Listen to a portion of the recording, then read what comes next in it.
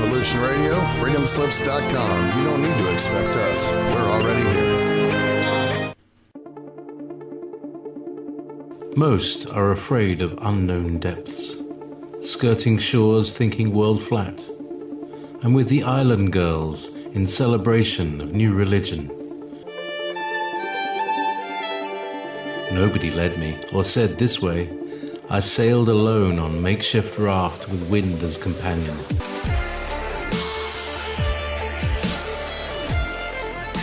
Fate for deliverance, confidence enough to assess new disposition. Seekers of lost paradise may seem fools to those who never sought the other worlds. Welcome to Momentary Zen with Zen Garcia. Visit www.fallenangels.tv. You're listening to Revolution Radio.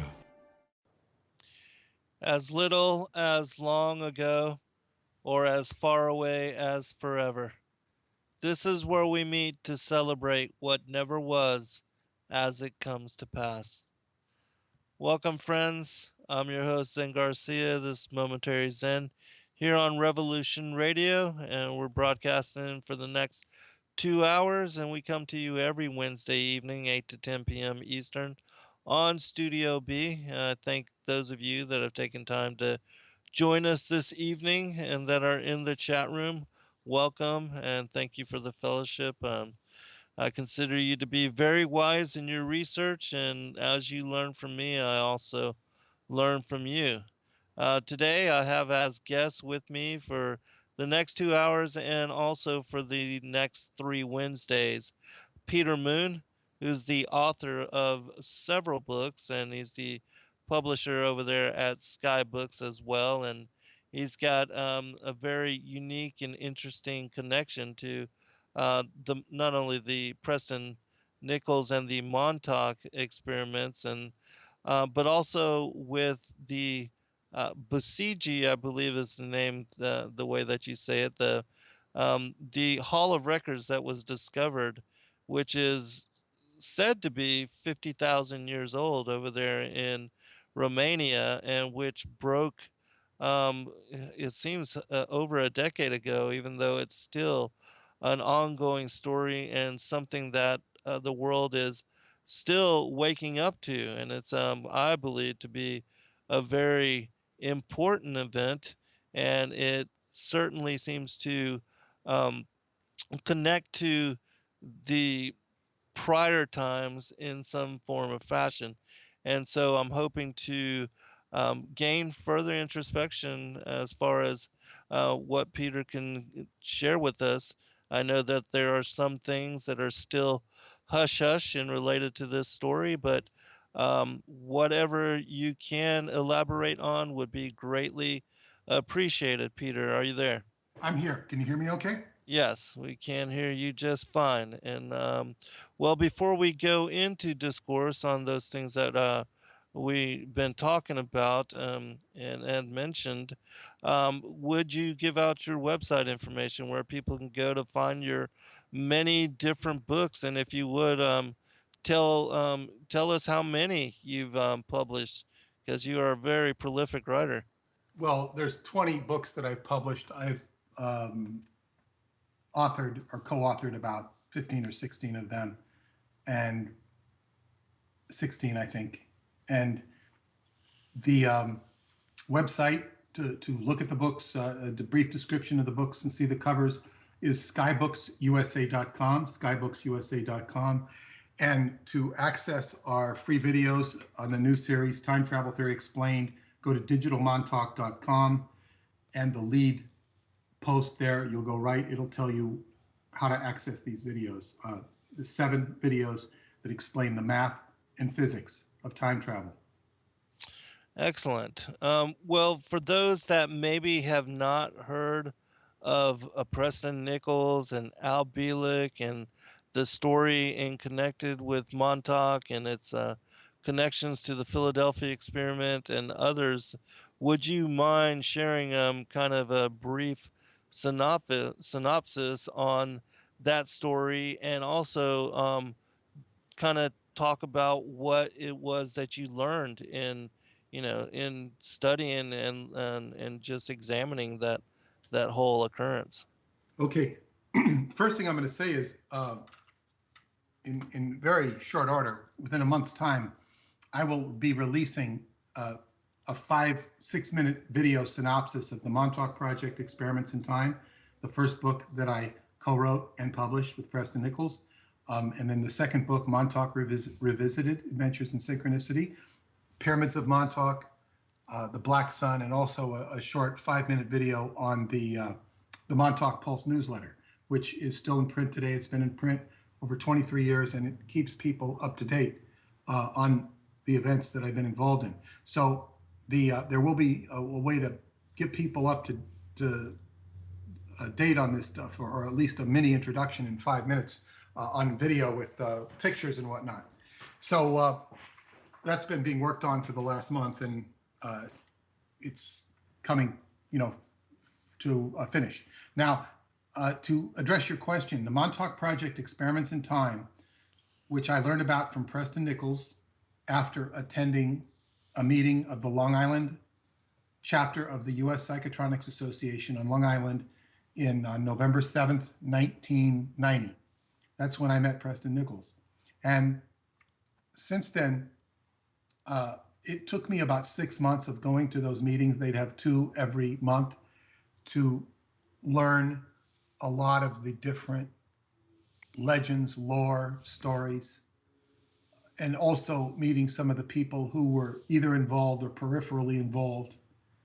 And this was not broadcast for public dissemination. In fact, when we were hearing this information, and of course it's about time travel experiments and mind control experiments that accompanied the time travel, it felt like we were in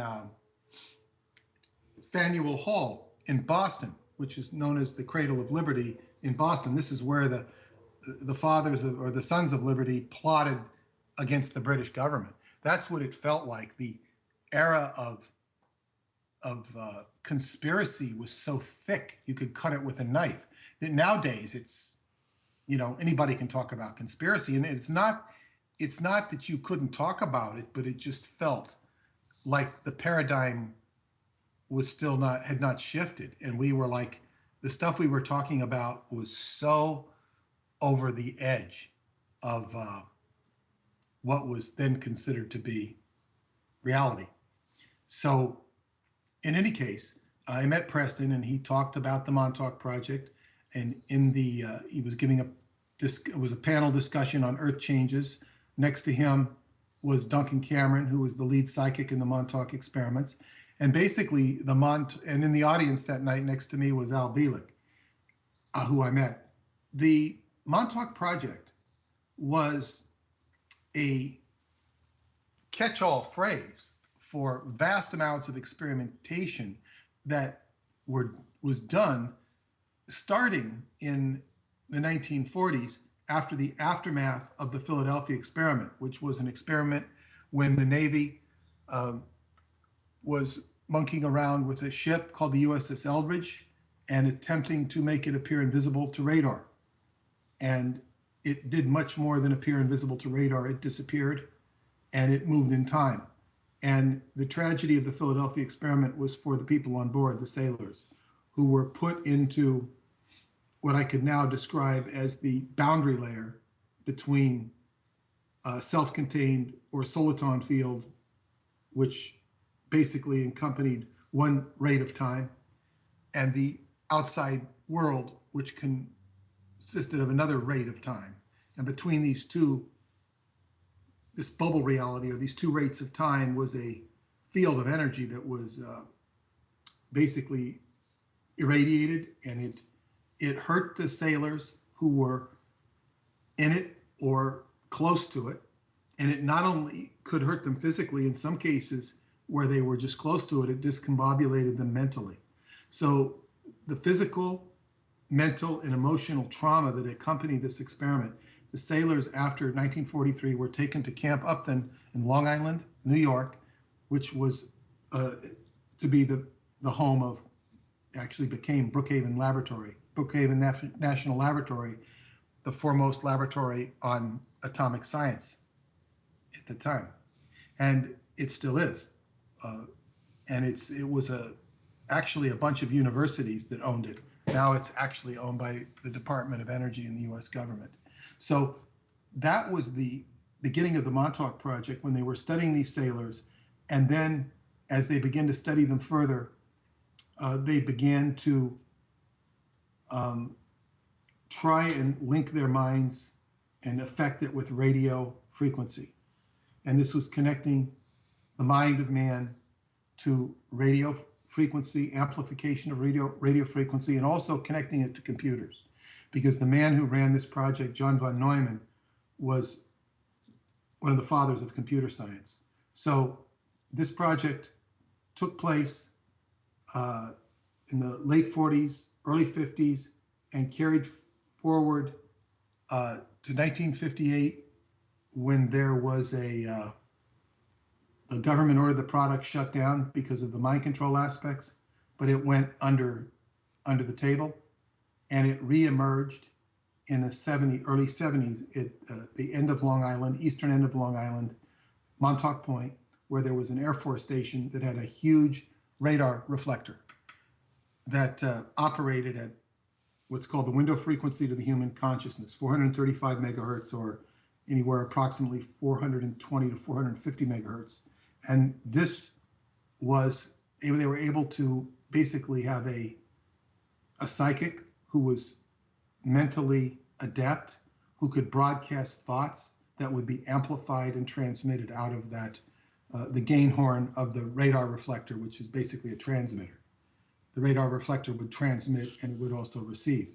But it would affect the local population, it would affect the animals, and this sort of thing. And eventually, if you can affect moods and you can affect matter, which they could affect matter, they were able to affect time.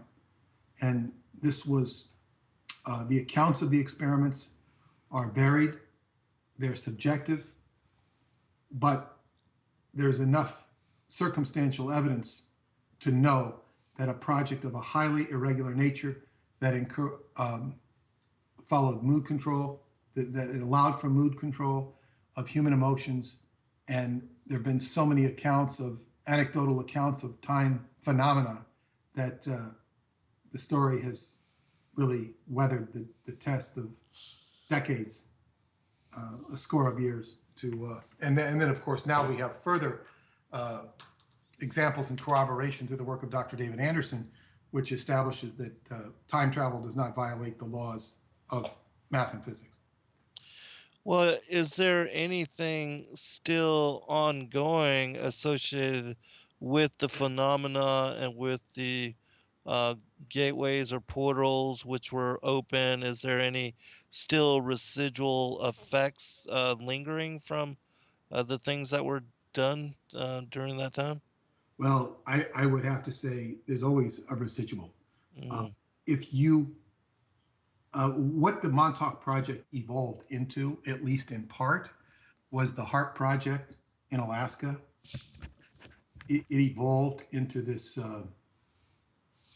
huge, multi-layered program that affects the Earth's atmosphere. It affects God knows what. The HARP project is multi-layered, as all these government projects are that are of a highly esoteric nature. So that does not mean that everything in the Montauk Project evolved into the HARP project and it didn't siphon off into somewhere else. But when you talk about a residual, I will tell you this. My two members of my family were in town, and to my surprise, they wanted to go to Montauk. I said, oh, okay. I hadn't been there since last year. And so we went out to Montauk, and he just sent me a picture today and I said, well, he says, Montauk Energy, he says. And I said, what was that? My gosh. I said, was that the sun? He says, no, that wasn't the sun. The sun wasn't in that direction. So he gets this like weird, God, it looked like a globe of light. Now, there were pictures taken out there a year ago where they had these blue they weren't orbs. You'll often see blue orbs in certain pictures around certain highly charged areas. These were like, they were a little bit like the blue orbs, except they looked like sort of like big lips kissing, like really fat lips kissing. And so that there is phenomena out there. Most definitely there's phenomena out there, and there will probably always be phenomena out there. Do you think that something like the Bermuda Triangle was created or opened, and that is still, still ongoing and affecting even time, space now in that particular area?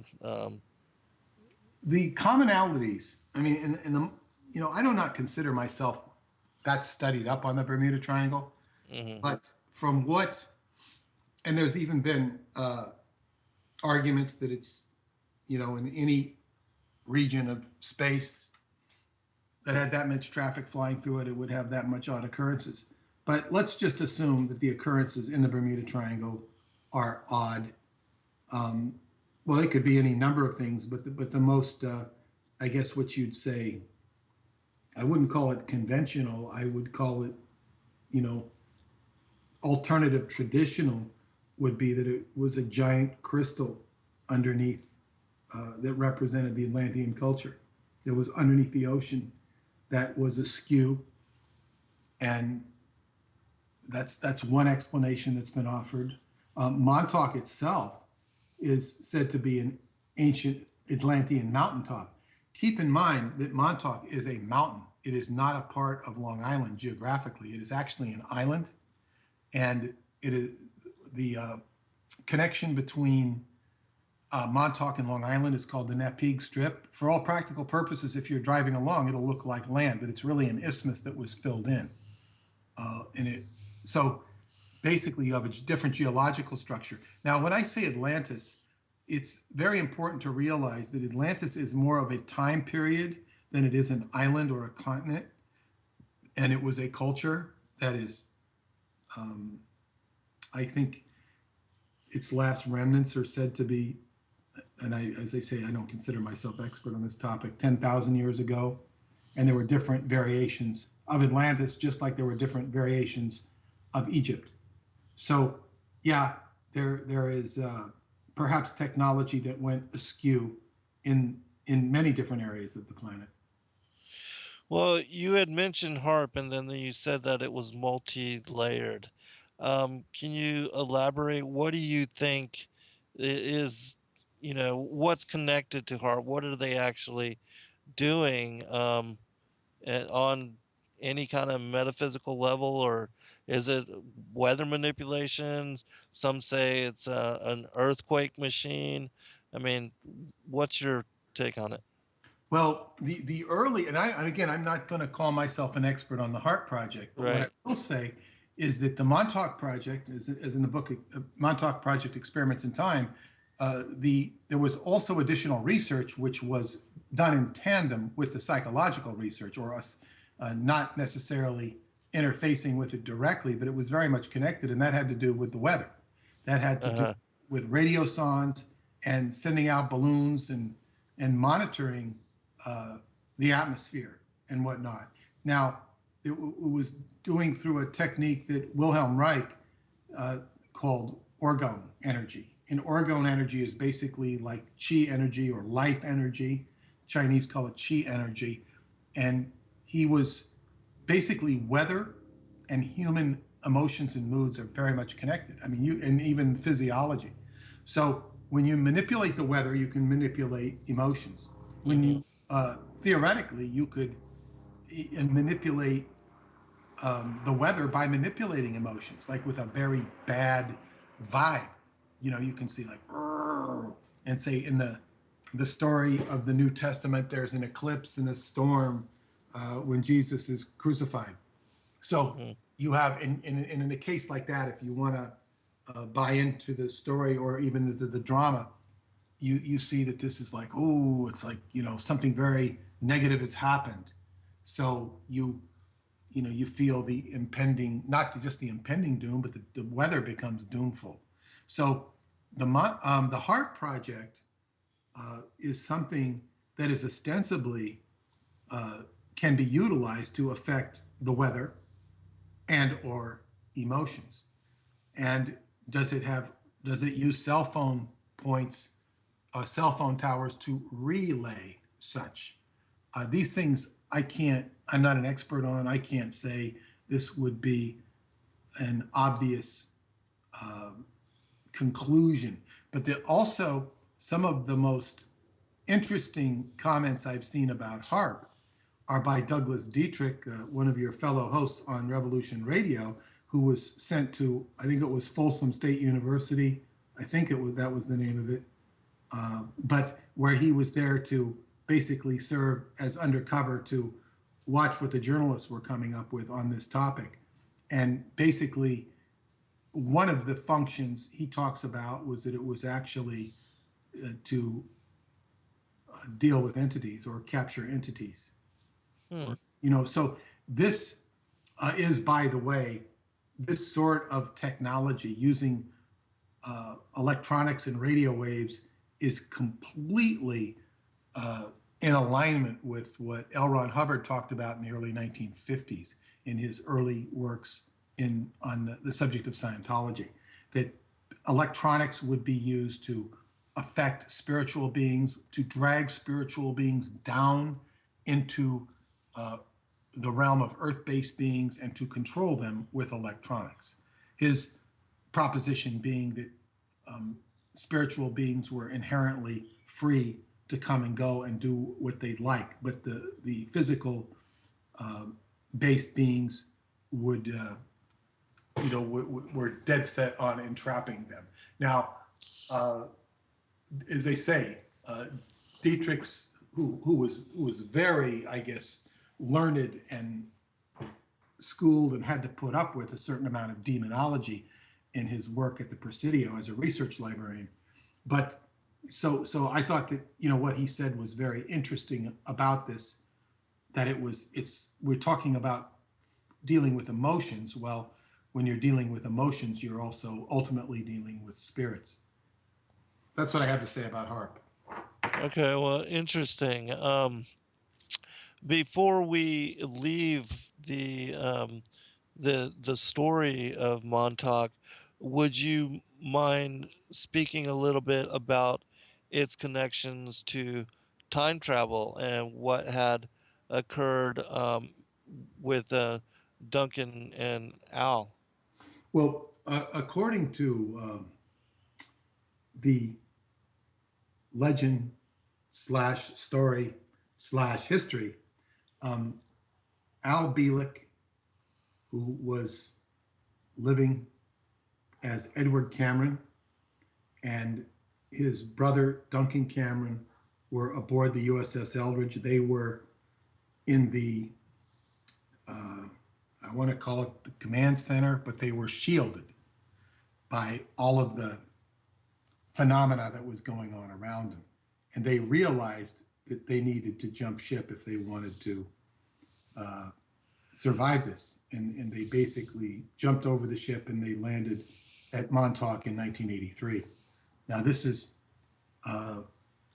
these conclusions were arrived at in, I guess, what you call like trying to piece together the memory of one's life.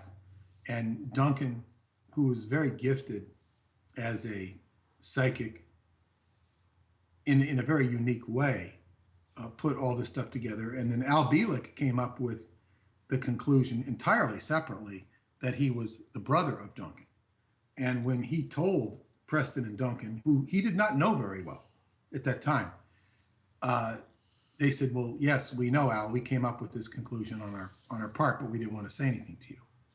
So this was, and there was always sort of a magic when you get the three of them together and get them talking on this subject. It would kind of congeal in the most unique manner or way. It would have a credibility because of the debris of emotions and experience that all three had experienced. So they went to Montauk in 1983, and then there were different issues that had to be dealt with, where they were greeted by the scientist John von Neumann, who officially died in 1957.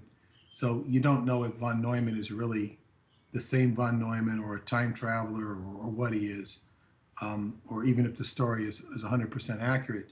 But what we do have in the story is Al Bielek or Duncan Edward Cameron going back to 1943, and Duncan staying in 1983, and basically, I guess, rapidly dying because his body was aging very fast, and according to the story, they took him and were able to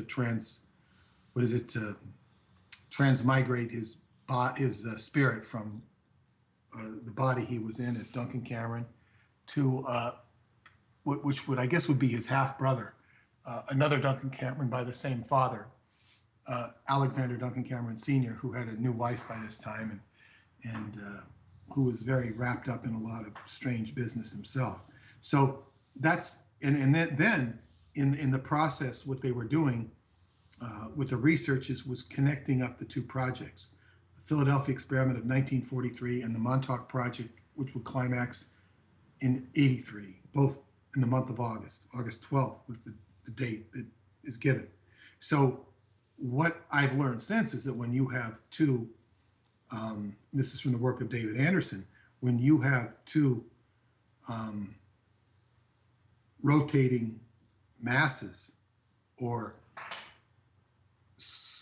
rotating fields of energy, there's going to be a discharge between them. And that discharge could also, under the right circumstances, facilitate a literal closed time-like curve, or a series of closed time-like curves which would enable one to travel through time. So the Philadelphia experiment and the Montauk project are now no longer have to be relegated to science fiction. It doesn't mean they're true. It doesn't mean they're not true.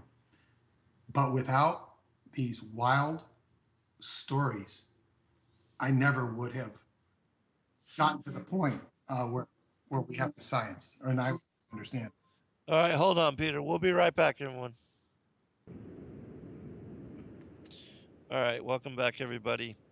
I'd like to go ahead and go into the story of Transylvania Sunrise, if you don't mind. And if you would, in presenting the information to kind of set the background and the foundation for what we're going to be talking about in the rest of the show, if you would talk about who Radu Cinemar is, and Al, how you became acquainted with this story. Okay. First, we have to address some background. Is that I was talking about the two experiments hooking up on August 12th in 1943 and 1983. Yes. In every year during that time period, there is supposed to be, or there is what's called a biorhythm, that is a cycle of energy that flows throughout the planet. And of course, it's going to be more accentuated at certain points, or ley lines, or sensitive points. And this is much like the meridians, Chinese meridian system in the body. And in addition to the meridians that most people are familiar with, there is called regulatory channels. They're called regulatory channels in the body that, the things flow. So every year between the 10th of August and the 14th of August, that's an approximate window, there will be this energy on the planet, and there is a major biorhythm every 20 years and a lesser biorhythm every 10 years, and still a biorhythm. It may not be as strong as the others every year during this time period. Now, in 1999, during that time period of August, there was an eclipse and a grand cross which meant like a major dynamic change was going to take place. And on 11th August 1999, a man walked into our monthly Montauk night. His name was Dr. David Anderson, and he didn't introduce himself until after the meeting. He introduced himself privately to me and said he would like to work with me. And we got together a week later, and he had just returned before that meeting from Romania, where he was asked to lecture at a camp called Atlanticron that meets in the Danube every year.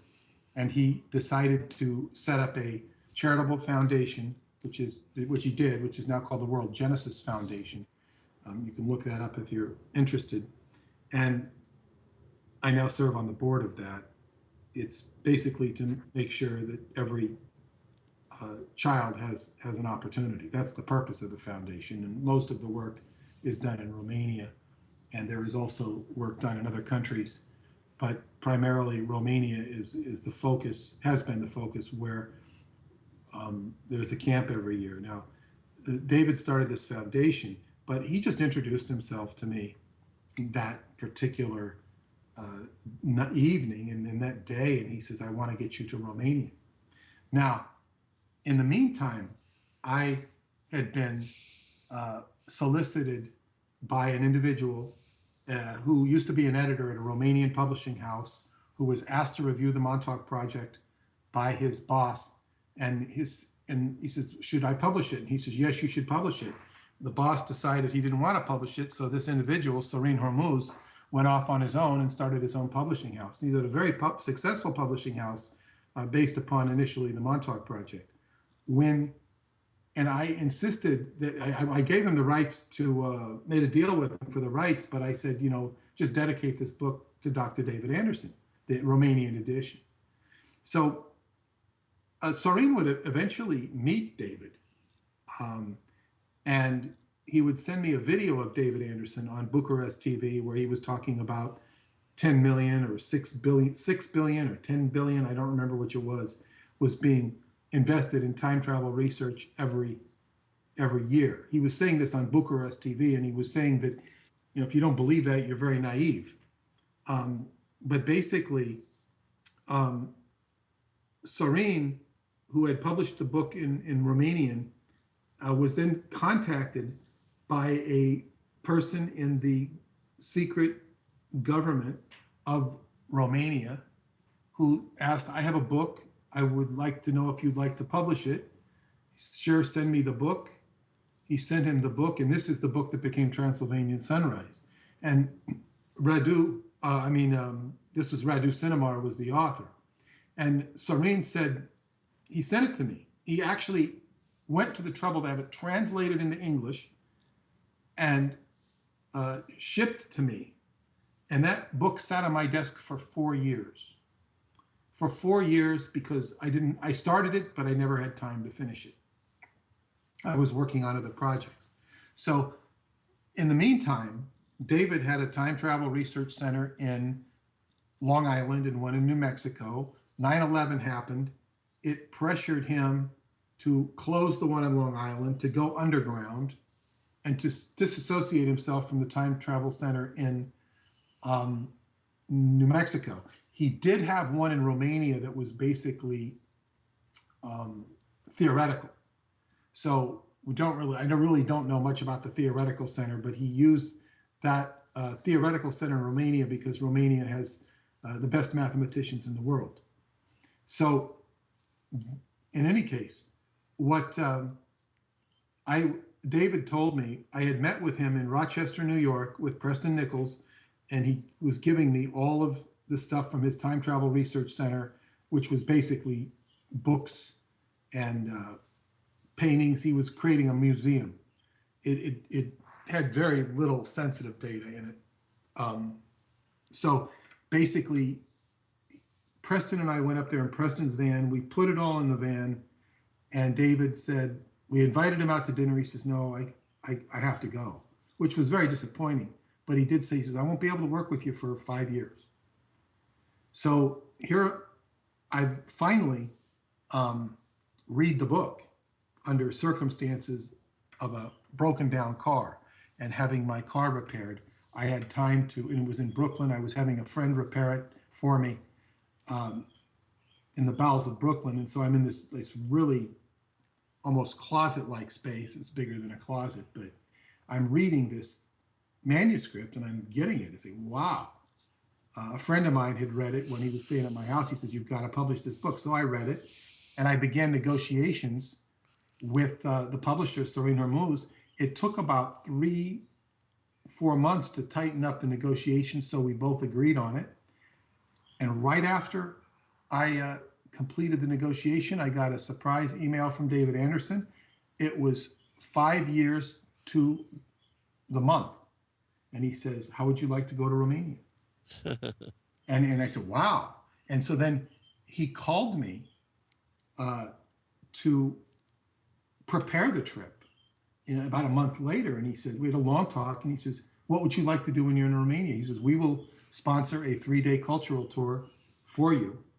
But what would you like to do? I said, well, I read the book. I said, I want to see this Hall of Records.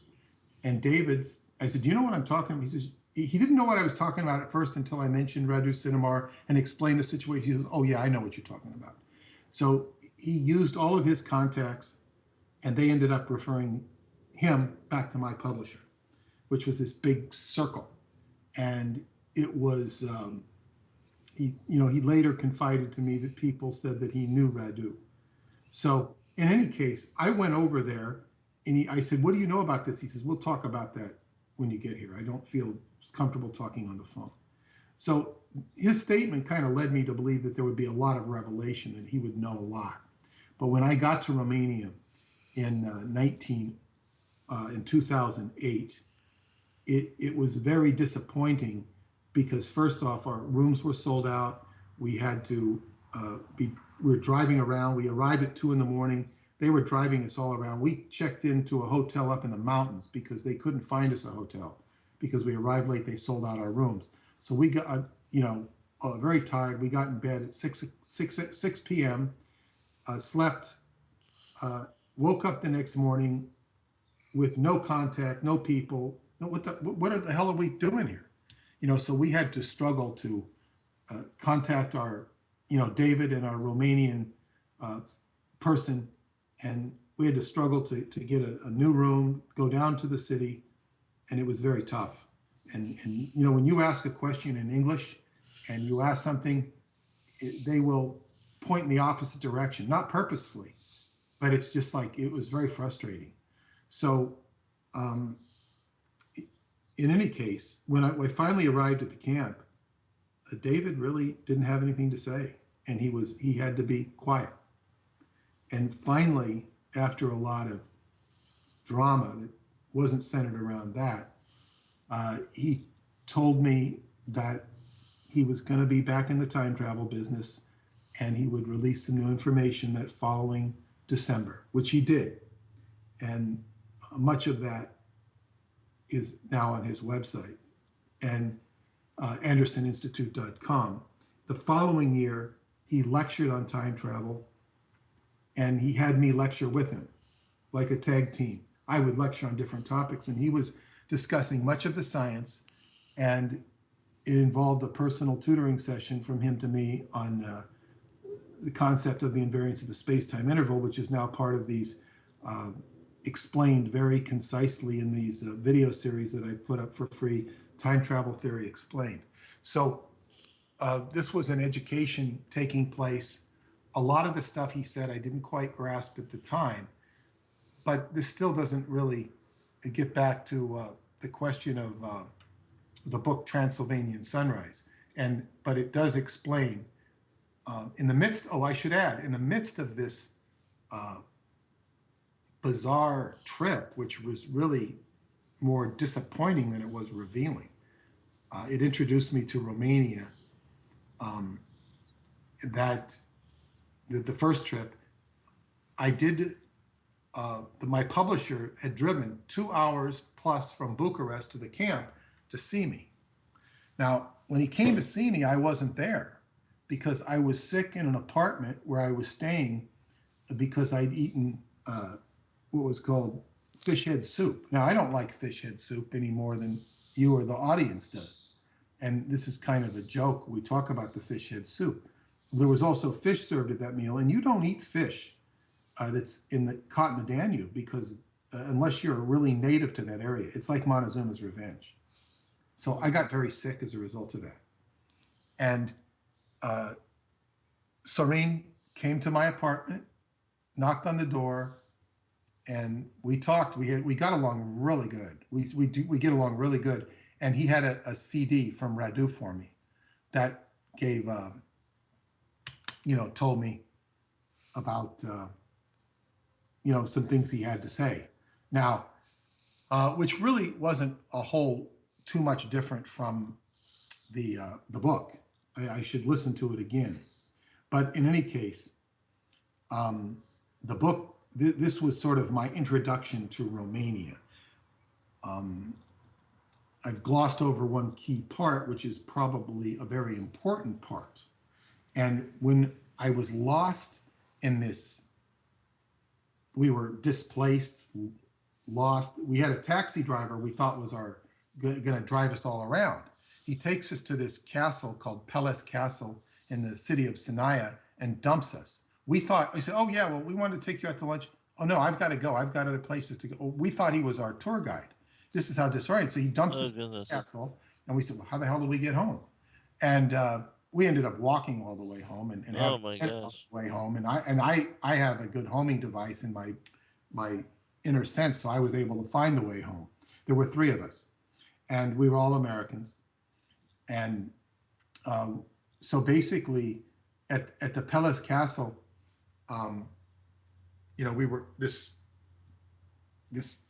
beggar comes up to me, and the beggar comes up, and he was a very unusual looking man, and he's obviously a beggar, but he doesn't look like a beggar. He's not dressed like a beggar, and I kind of look at him, and I don't have any coins that are of any value to him. I don't have any Romanian money on me, so I'm thinking and the money that I did have, I might have had some Romanian money, but that was all. I was like the treasurer for the trip. I had to keep it for everybody. So I was not, inclined. Plus, also coming from New York, I am there's a whole game that goes on with beggars. And they used to have a begging school in New York where they teach people how to beg. And it was, and they weren't real beggars. They were professional beggars. They weren't homeless people. They would pose as homeless people. So I was not very, what you call beggar friendly. And in any case, it was a mistake on my part not to give this beggar any money. And it took me about a year to realize this, based upon my friend Tantra Bensko, who was there. She sent me this website, and there's an ancient tradition in Romania. And if anybody has applied this tradition as well as me, I'd like to meet them, because the tradition in Romania is that the indigenous spirits, known as the Solomonari, will disguise themselves as beggars or shepherds, and they will come out of the earth. In the case of the Solomonari, they'll disguise themselves, come out of the inner earth, and they will test your heart. And they will test your heart by asking you for something, for money. So, and then if you give them something, they will open up the heart of Romania to you. interesting. So, yes, now this is what all of these stories that have come out into books and that were written in the Romanian language had been translated into the English language by myself. I'm not the translator, but I've hired the translators, except for the first book. And then I do the editing for the English so that they make intelligible sense. But these books serve as an initiation of this ancient tradition of the Solomonari, who would initiate their god, Zalmoxes.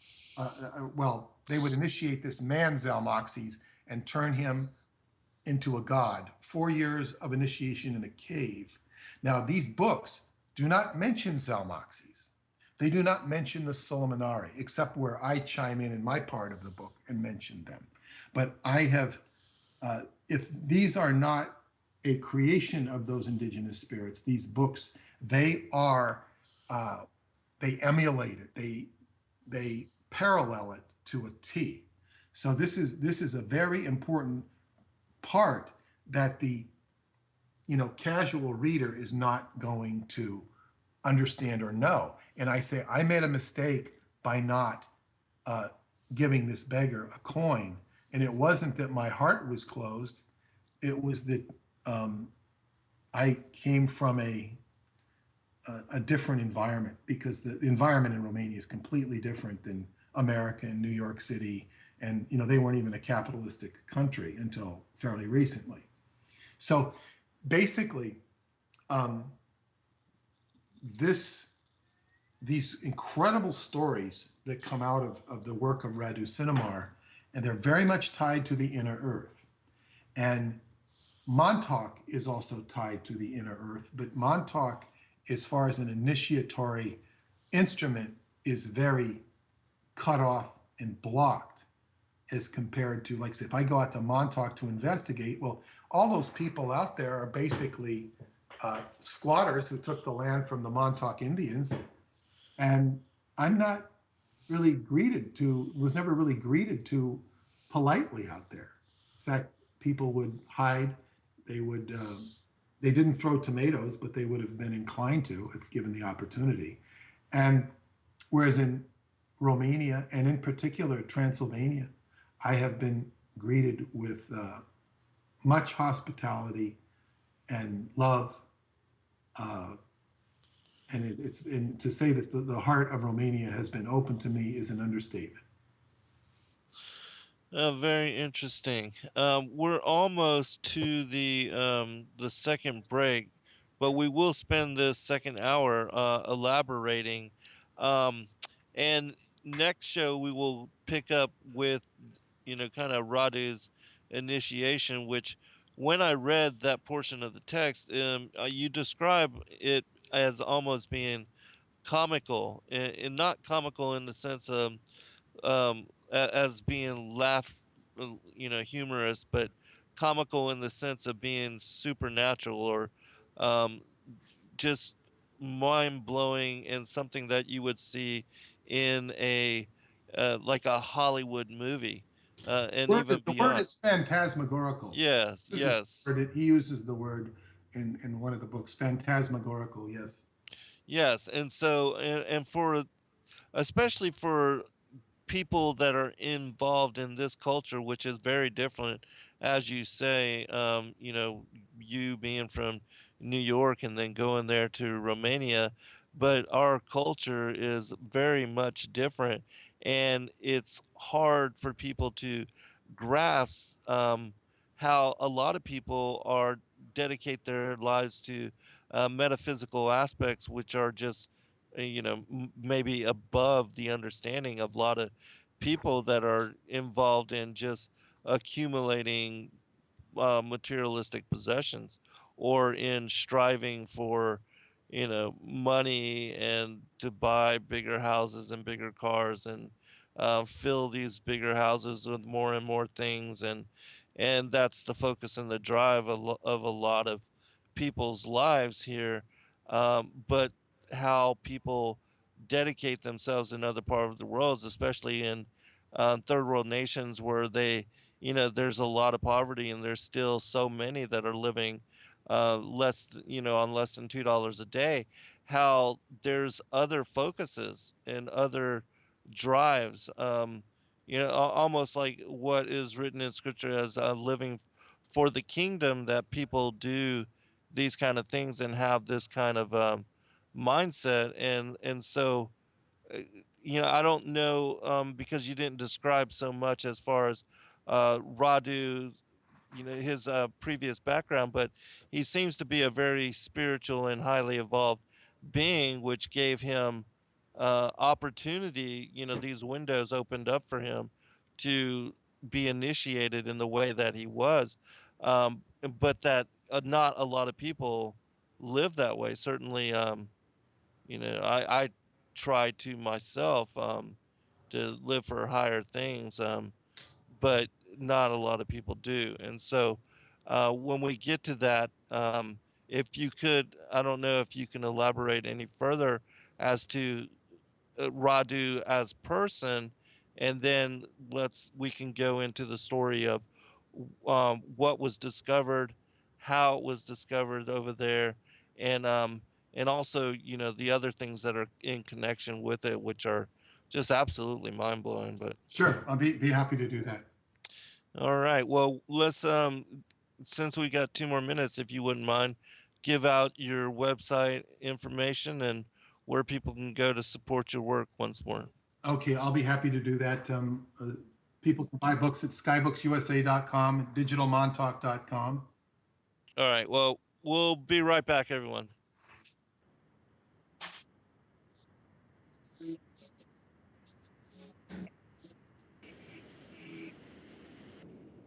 Welcome back, everybody, for second hour.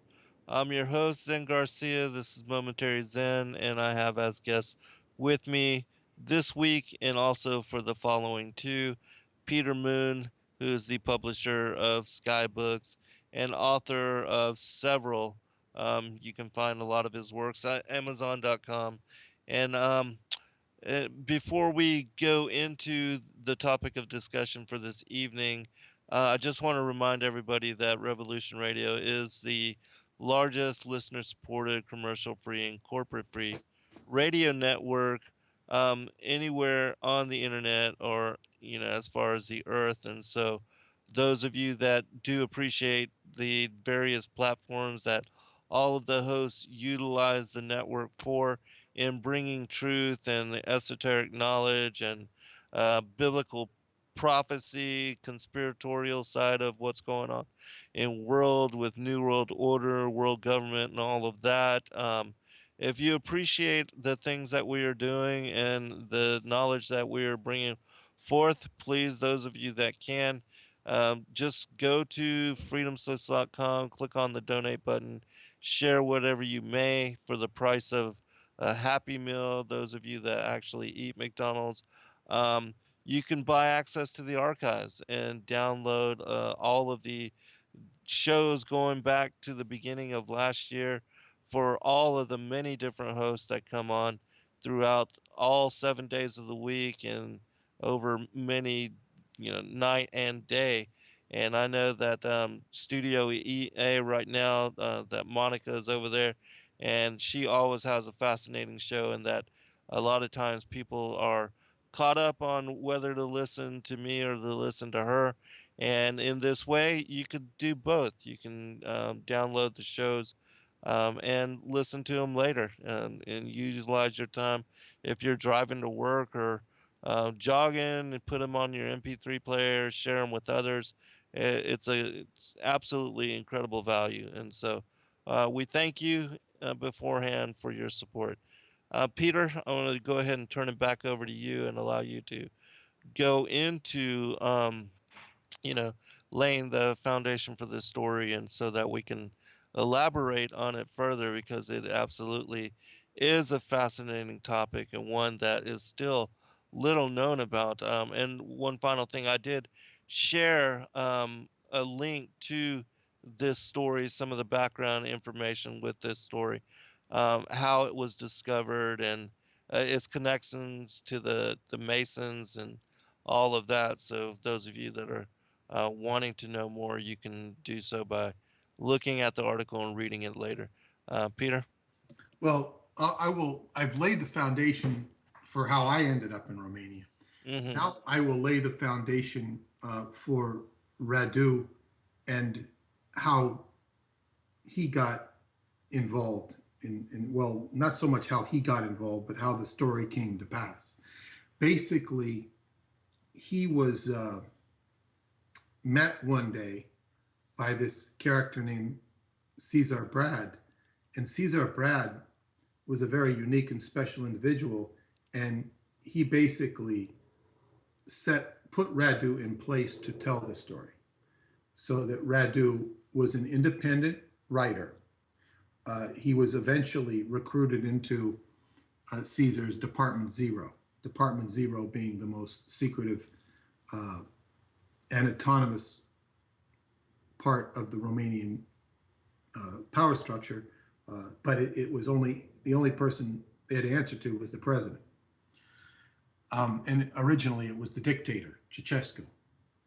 And the only person that knew about it other than Ceausescu was the director of security, who basically was always trying to undermine Department Zero because it was out of his control. But in any case, Cesar Brad is the main character in the book Transylvania Sunrise. Radu is writing the story. Radu will have other adventures in the other books, but his adventures, he does have some adventures in this book, but they're minimal. Basically, Cesar Brad was born with a very large umbilical cord, and it was so large and it was impossible to cut. So I think they finally had to take, by normal means, they had to take a hacksaw to cut it off.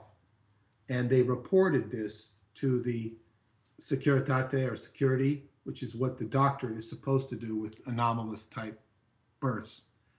And they came and investigated, and they brought a Chinese doctor with them, Dr. Zhen.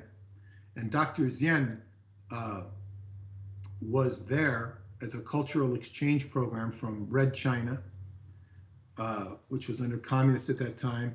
And he was there to set up their paranormal department. In return, Romania would take several Chinese students and educate them, because Romania had very good education. So this was a cultural program worked out between two communist countries that were friendly towards each other. And I should point out that Romania was much more friendly towards China and North Korea than it was to Russia. Russia had taken their crown treasures and jewels and state treasure from World War I and never returned it. Still hasn't returned it to this day. So there's, you know, the Romanians are now allied with the Americans. And so basically, Caesar was born, and he basically there was an arrangement worked out between the security to keep an eye with the parents. They would pay the parents extra money to keep an eye on the kid and report if anything unusual happened. And you know, when phenomena would happen, you know, Dr. Zhen would come over, and Dr. Zhen began to actually teach this kid until about the age of 13. He began to educate him in, you know, a special camp. And this was a special paranormal camp where he would study with other kids that were paranormal and were unusual. And Dr. Zhen was in charge of basically, or supervising these kids. I wouldn't know that he was there on a day-to-day basis, but he was the overseer because he had been successful at doing this sort of thing in China. So basically, Caesar is being groomed from a very early age, if not birth, to basically take over to work in Department Zero and to eventually take it over.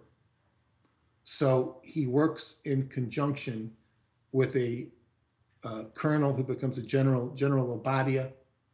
And Obadia is he's the real head of Department Zero at that time, the military political security head. So basically, a lot of the first part of the book is talking about how Caesar gets in this position. Then, and by the way, Department Zero was set up with private money that was being worked by the person who was, it wasn't, I think it was the person who came before Abadi, I don't remember his name. He was, he had companies in Uruguay and was operating everything out of Uruguay. And it was just, not in the regular budget of the Romanian finance minister. And I know this because I met the finance minister, and he was very surprised to hear about all of this. he was the former finance minister who was now serving as in the Senate. And he said, this couldn't possibly have happened because I would have signed the budget. And I had to explain to him and, kind of opened his eyes on the whole way things operate. Because he was very highly placed in the government. He didn't know any of this. So basically,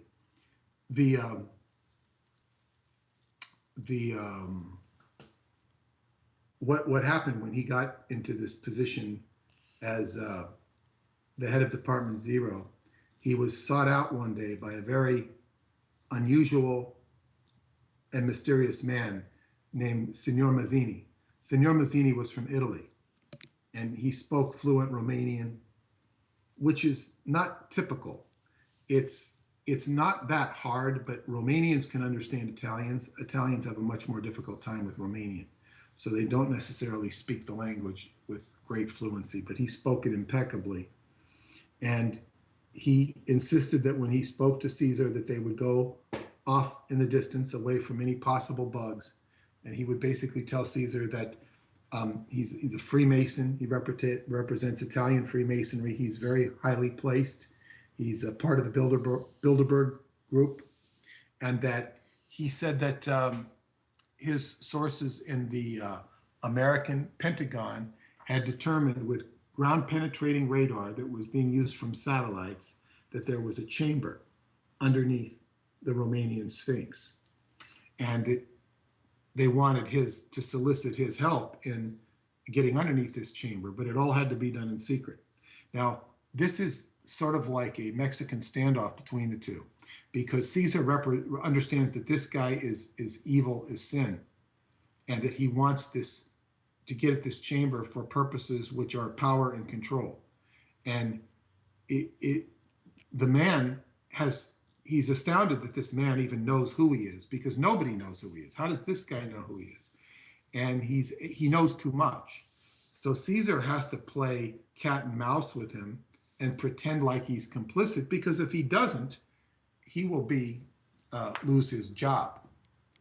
Now, in the meantime, all of this is being done without the knowledge of the Romanian president or the American president, which would have been George W. Bush. It's being done by a secret faction of the Pentagon, and which is connected to Freemasonry. So basically, and of course, the Pentagon has all sorts of resources and side budgets if they need it to go do strange operations. And they're bringing all this technology over to Romania to breach the chamber. It requires a lot of digging, and it's not easy. It requires an atomic laser.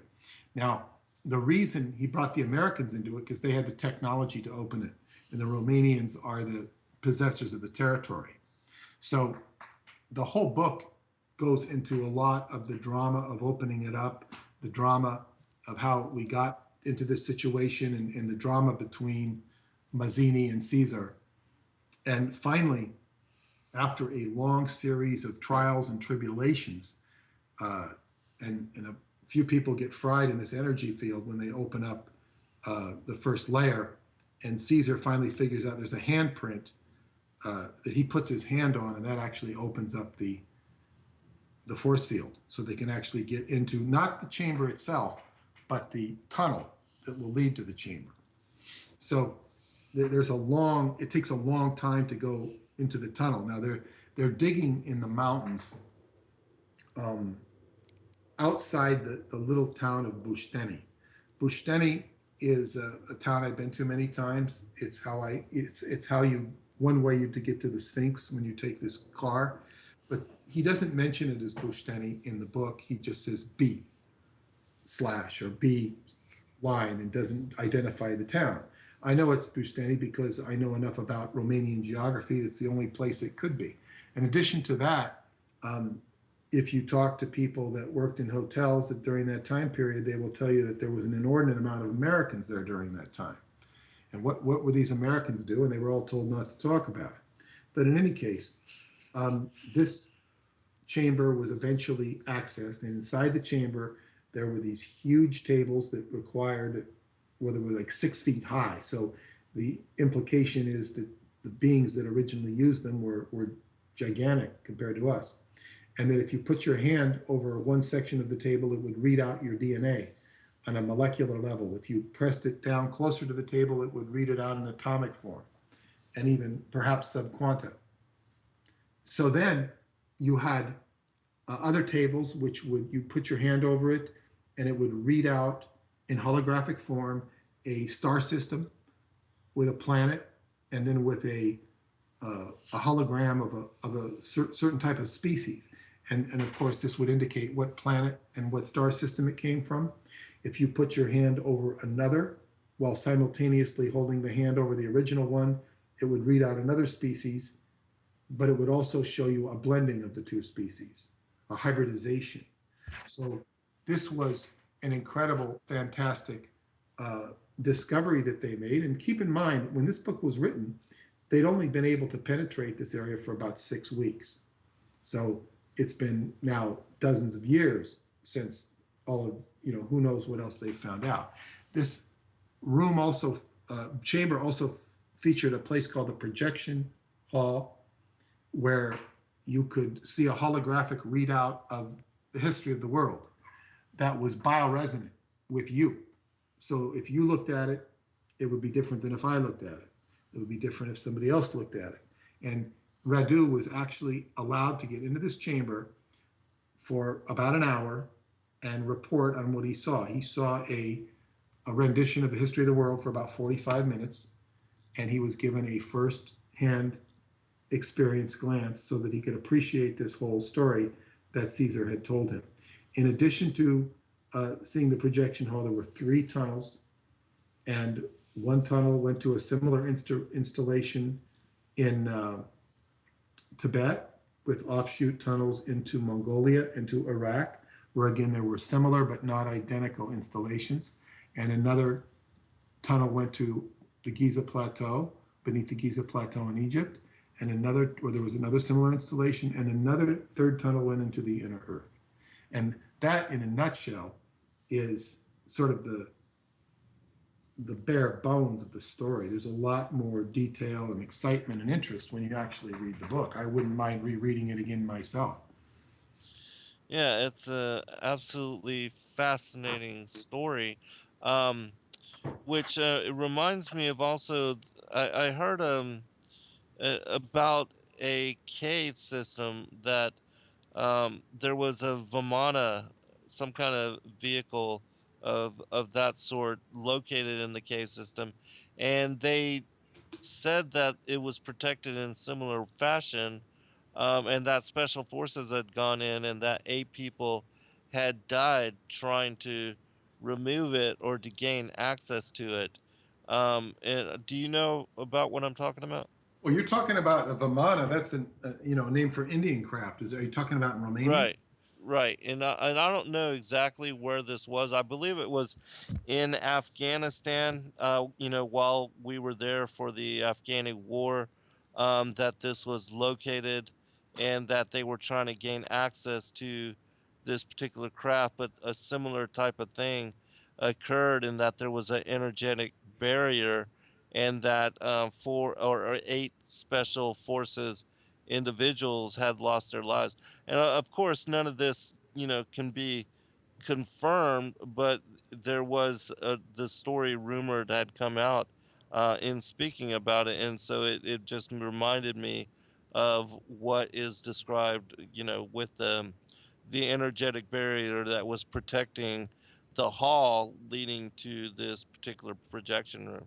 Well, this is a very good point, because in all such uh, areas where you actually have somebody that has higher knowledge, or knowledge that is affiliated with wisdom or transcendence, is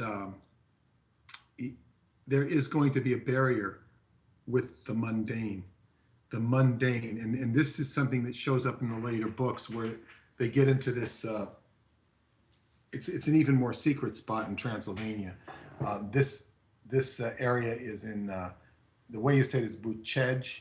We'd spell it Bucegi. Americans might pronounce it Buscegi, but the way that Romanians say it is Buscegi. Buscegi Mountains, or Buscegi Mountains is how we might say it, which is on the border between Transylvania and Wallachia. In the heart of Transylvania, there is an area that is so much more highly sensitive than the area I just told you about, that when the Americans began to find out that the Romanians had a file on it, they became very indignant. Not only that the Romanians knew a little bit about it, the Romanian government, but that why on earth does this small country, which isn't that small compared to the United States, Romania is about the size of Texas. How does this country, why do they have this important location and not us? We're the great America. This is how stupid Americans are. And it's very easy to understand. Romania is a country that has its own sacred heritage and tradition. America does not have a sacred heritage and tradition.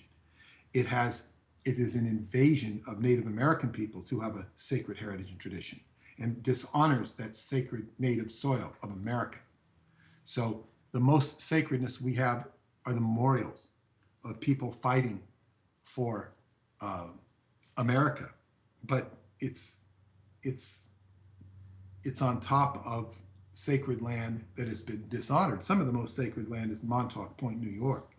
So this is one issue that will test the legitimacy of Donald Trump if he actually wins the election. I don't know that he tried to. He made some serious inquiries into buying the property years ago when it was put up for sale, developing Montauk Point. But it was not allowed to be sold. So, he didn't pursue it any further. But the Montauk Indian case, how he acts in this will be a true test of his mettle as to which side of the ball is he actually on. Mm-hmm. Do you how do you think he's legitimate? Oh, I think he's like everybody else. There's parts of him that are legitimate, and there's parts of him that leave something to be desired. Mm-hmm. The one thing is, he can talk a lot straighter than most politicians, and he can talk with, he can talk to the common man better than a politician and relate to them better, even though he really isn't a common man. So, is he legit? He is infested in a world of what I would call 666, the material empire. So if you watch that movie, I just saw it for the first time last night because I had to stay up for a late interview, The Devil's Advocate with Al Pacino.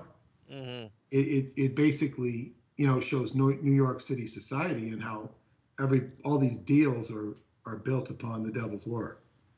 Right. I can't speak for Donald Trump, but I'm saying is, when you get deeply involved, I mean, he would be the first to tell you that he has an army of accountants working for him. And it's also true when you hire accountants, they know more about you than you do in terms of your business. Mm-hmm.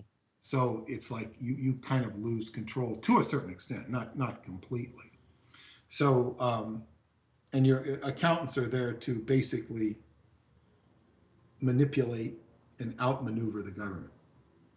Right. So, is he legitimate? I don't know. I'm parts of him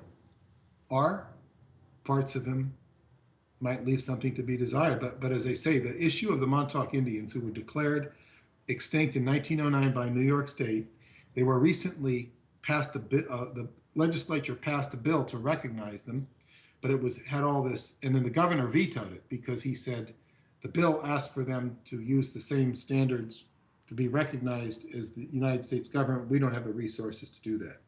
This was all a sham to put the Indians out on a string. And the governor is guilty of not recognizing them and violating their rights. He turned it over to the Secretary of State to look into it, who did nothing. So it's not necessarily a presidential prerogative to do anything about this issue, but it will how he responds to it, public relations wise, would be a real telltale of, Hmm. of his legitimacy, because the art of politics is to shuffle off, hand off the football, Right. and hand it off and discard it, which is effectively what the governor of New York did to the Secretary of State, who chooses to ignore the issue. Because the reason they ignore the issue, because if they acknowledge the government, or that the Montauk Indians are a legitimate tribe, which they clearly are, it all comes down to money. Right. And somebody's going to have to cough up money, lose money, give up money, and it's going to put money into the hands of people that are disempowered currently. All right, we'll be right back for final segment.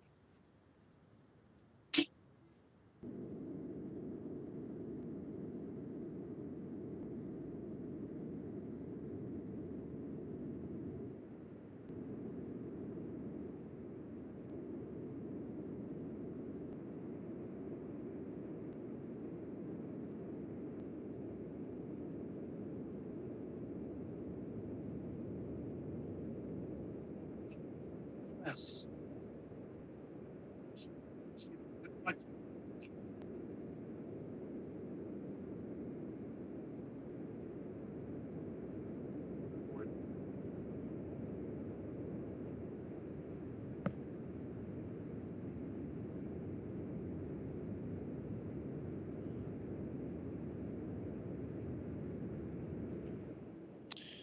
Welcome back, everybody, for final segment. Peter, I want to share something with you.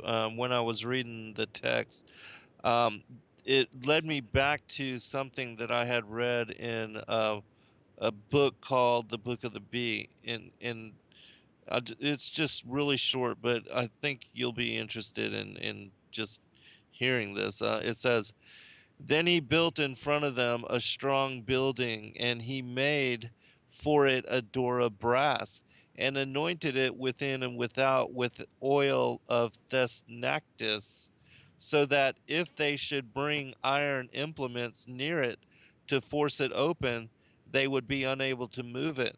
And if they wished to melt it with fire, it would quench it. And it feared neither the operations of devils nor of sorcerers, and was not to be overcome by any of them. What was that book?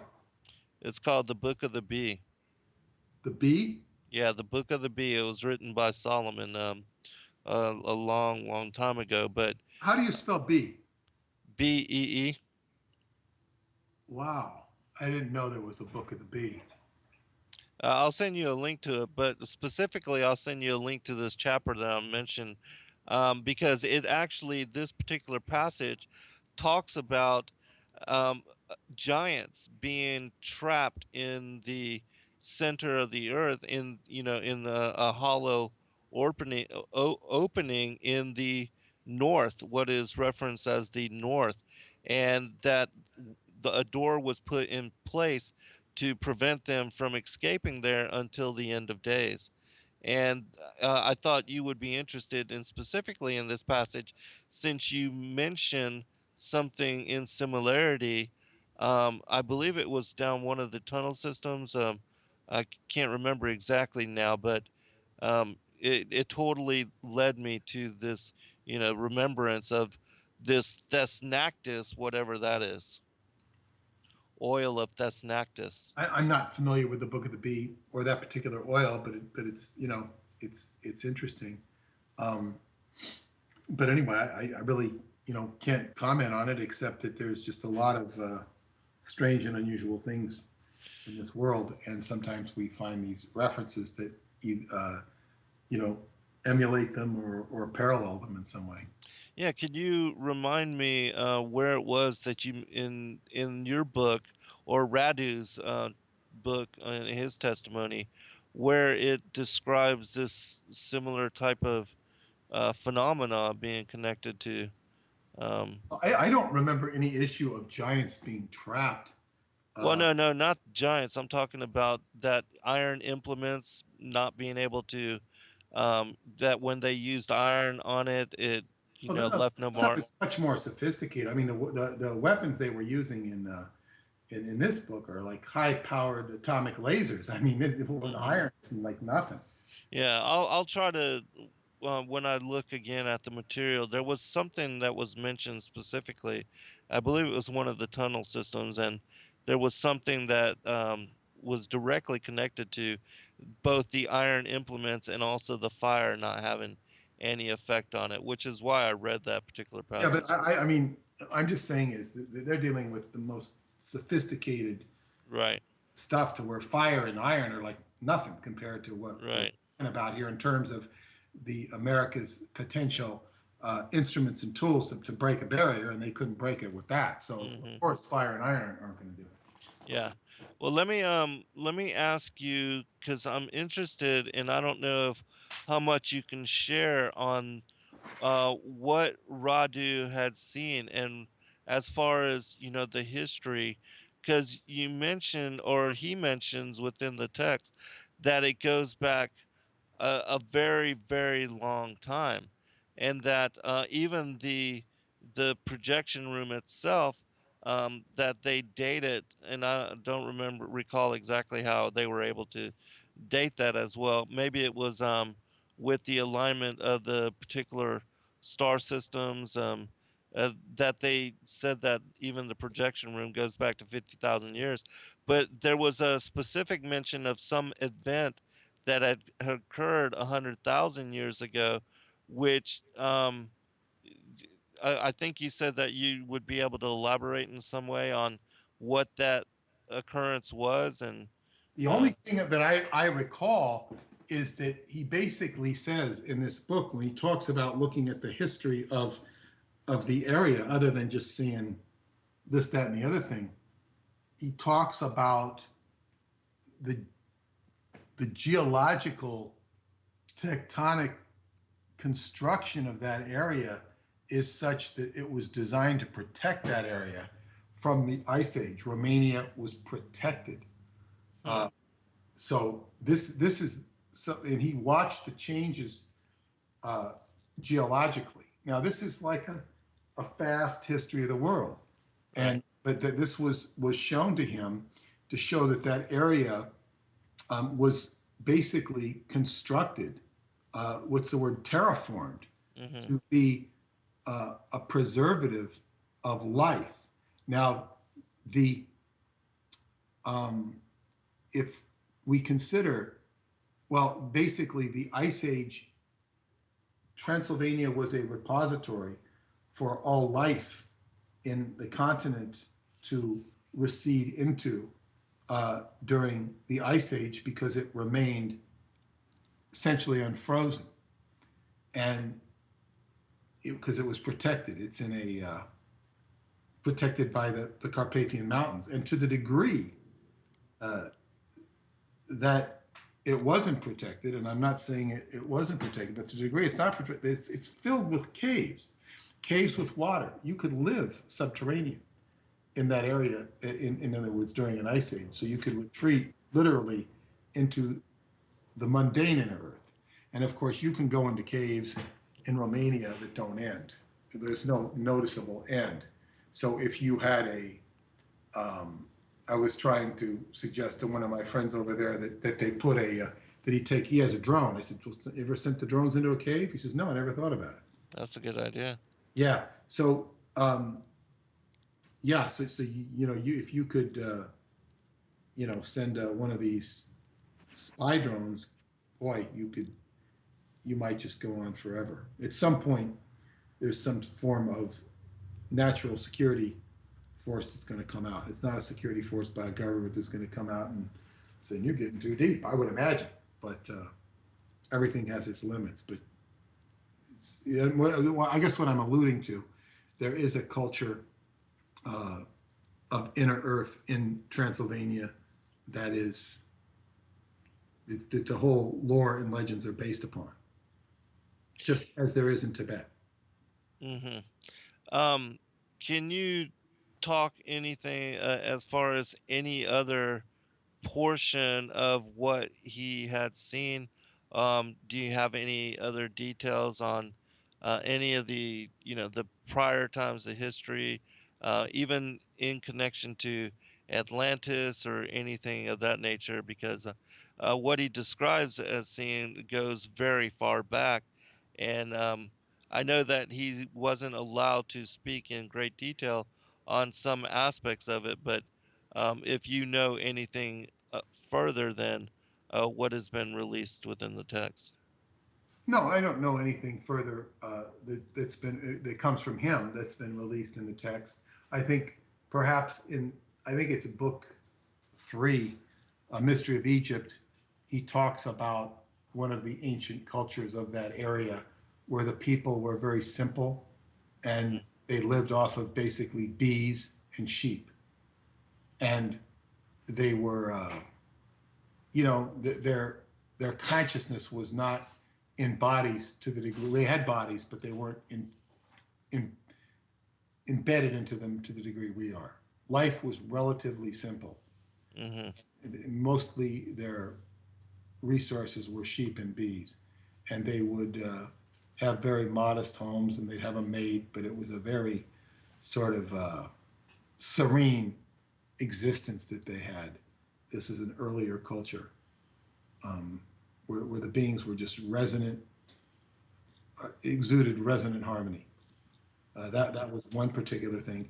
He does focus somewhat, and they say not necessarily in the first book. He does mention it on Christ and whatnot, um, but these areas. See, it's also very clear that when one goes into any of these devices, and this is the most important thing, and it's consistent, is that it's bioresonant.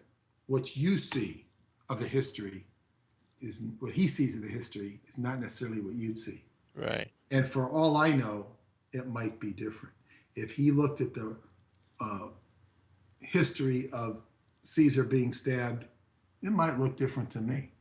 Certainly, it would be from a different angle or cinematographic angle, but it might include different characters. It might. I don't know. I don't know if we're looking into alternative times, but basically, one is, you could ask this question if you gave two people LSD and said, okay, you go back and describe the assassination of Caesar. You go back and describe it, and see what similarities Hmm. are actually embedded into the DNA of the respective uh, experimentees. So that this is what how much is that time machine playing off of the DNA of the human being, and his DNA, uh, and how much is it being influenced, and to what degree is it accurate in terms of any objective reference point, and is there such a thing as an objective reference point in any of these matters? Right. Right. Yeah, because a lot of times they say in quantum physics that the observer has effect on what is actually being observed. That's a Um, good point. That's a very good point, because he might see something and he might change it. His right. mind might change it or influence. We have too little experience with these things to be making uh, judgments. We can make interesting stories, but to be making judgments that we can take home with us are it's premature for this sort of thing. Is, of course, what's interesting about the story is that it is a demonstration of exotic potential of the individual. To be able to sit there and watch the history of the world and watch it unfold before you on a video screen is utterly fascinating. Whether it's true or not is a secondary question. Hmm. You want to experience whether it's true or not. Just because it folds out in a certain way doesn't mean it's true. Right. Doesn't mean Yeah. it's at Absolutely. all in an objective sense, or doesn't mean it means that you saw one hell of a neat video Right. Yeah. Totally. hologram. And then this is the thing, is like, people have this, well, this is this, it's this way, it's that way. And this, you know, there's real no room for these snap judgments. Right. Yeah. Well, there's a question from the chat room. He wants me to ask you: is Caesar still alive today, and if so, what his involvement is with this ongoing story. I know you did mention in the text that he was involved in exploring other aspects of the tunnel system, and that he met the people from the interior.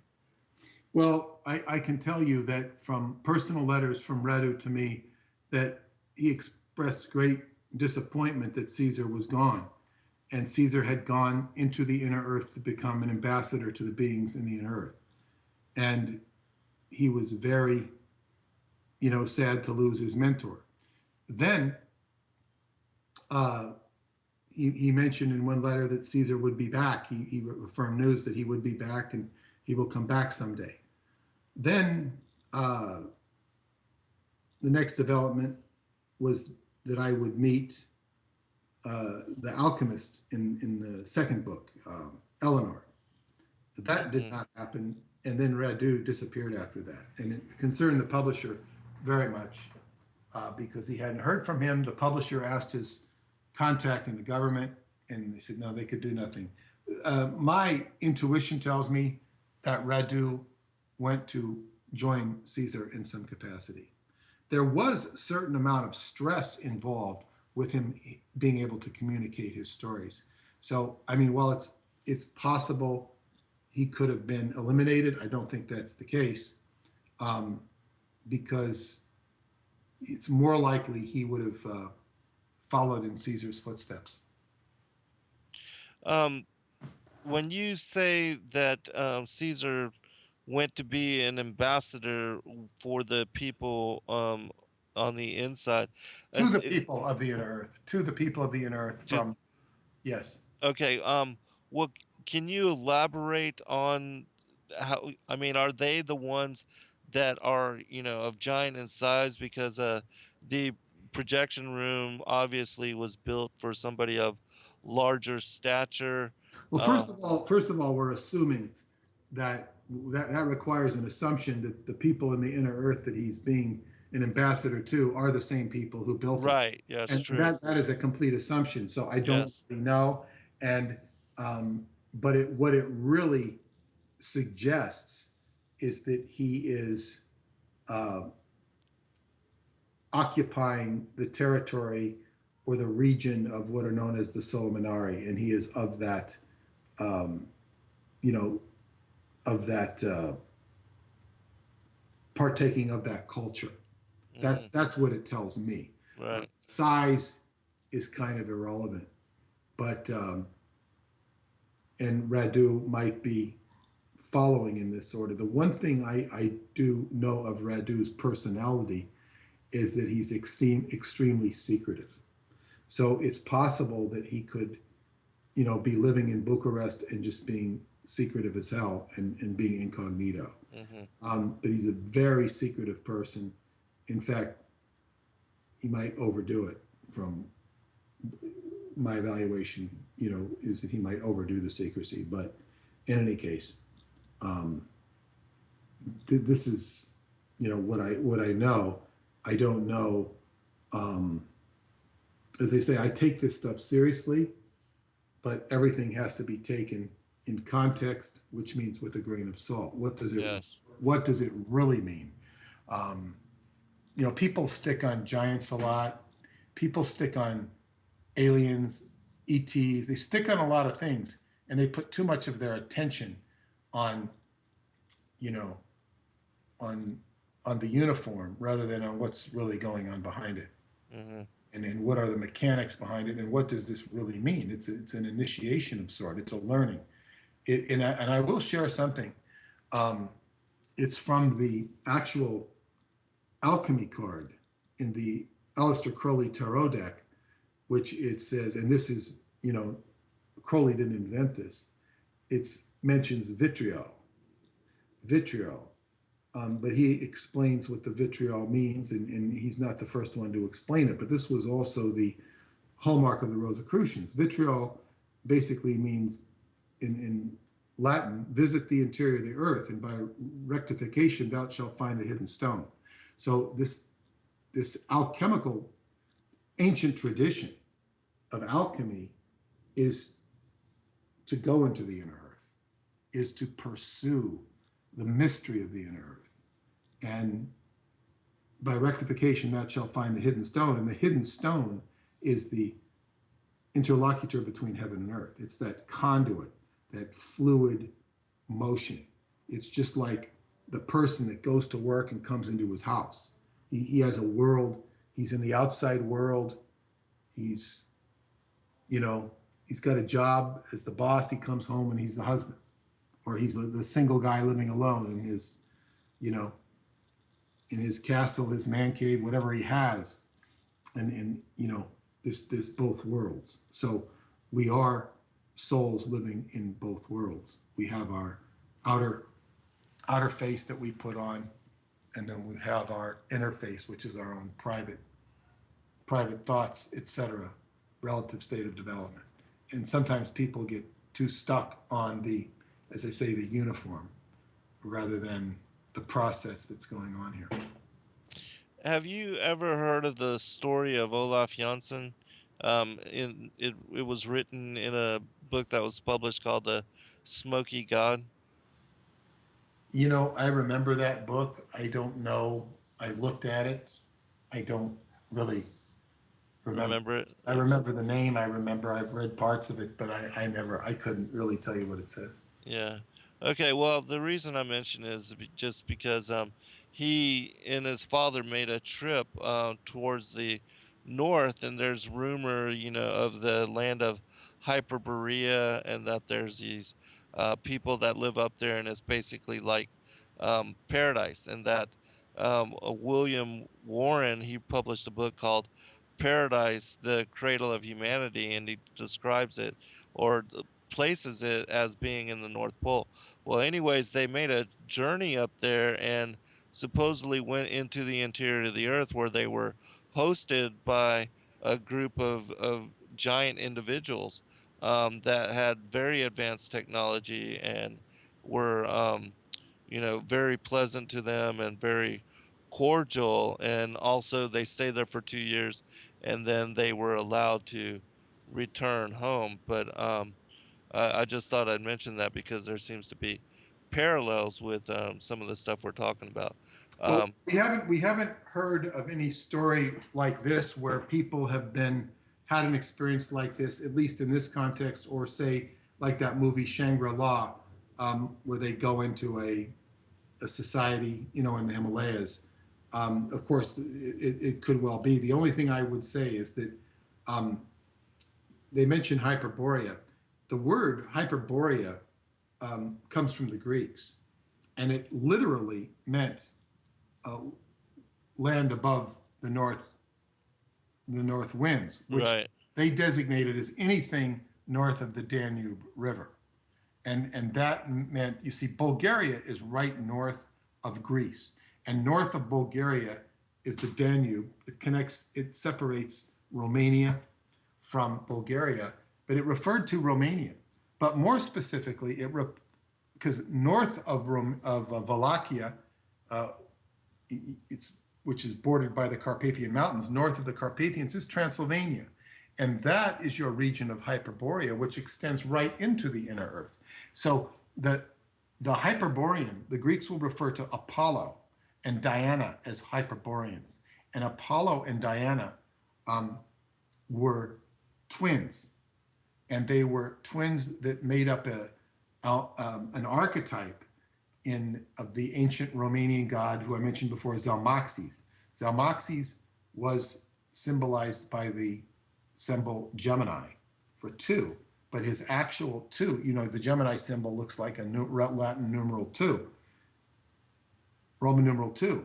But the real symbol for Zalmoxis was the swastika. The swastika looks like a 2, superimposed upon another 2. And it represented, this was from the age of Gemini, which was twins.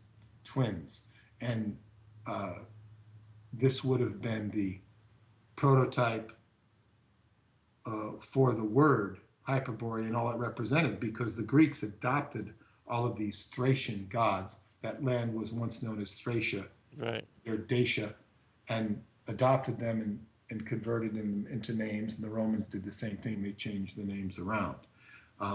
So, but the legends that this Olaf man talks about, they could be very well experiences that he had in a different context than we normally experience in real life, and they could indeed be true. Yeah, well, I want to let the listening audience know we're going to have Peter on with us next week and the following week. If you have any questions that you'd like me to ask him in specific, just email me at zen